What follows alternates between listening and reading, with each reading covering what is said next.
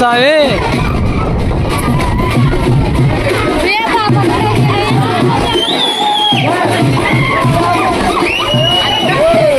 నేను మీ లక్ష్మీనరసింహనండి. శుభరాత్రి. ఈరోజు మా ఊళ్ళో మొహరం సంబరాలు అవుతున్నాయి. చూస్తున్నారు కదా, స్వామిలో వారిని తీసుకొని పోతున్నారు. మొత్తం దేవుళ్ళందరినీ అయిపోతుంది. ఈరోజు రాత్రి మొత్తం సంబరం వల్ల అయిపోతుంది. చూస్తున్నారు కదా, అంతా సంబరం, దేవుళ్ళు వస్తున్నారు అంతా. అవి దాన్ని ఏమంటారు కదా, కొబ్బరి చిప్పలు పెట్టి అలా చేసేదాన్ని, నాకు కూడా దాన్ని ఏమంటారు, కాలుస్తున్నారు. ఇక్కడ చూస్తున్నారు కదా,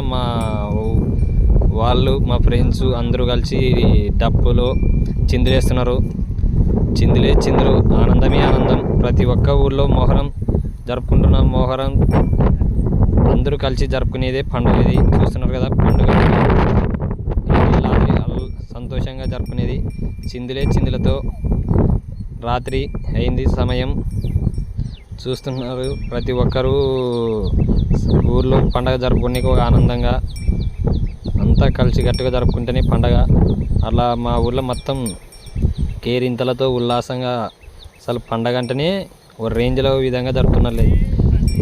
చూస్తున్నారు కదా, ఇంకా స్వామి రాలేదు, వస్తున్నాడు ముందుకి. ఆడ వస్తున్నాడు కదా, చూడండి.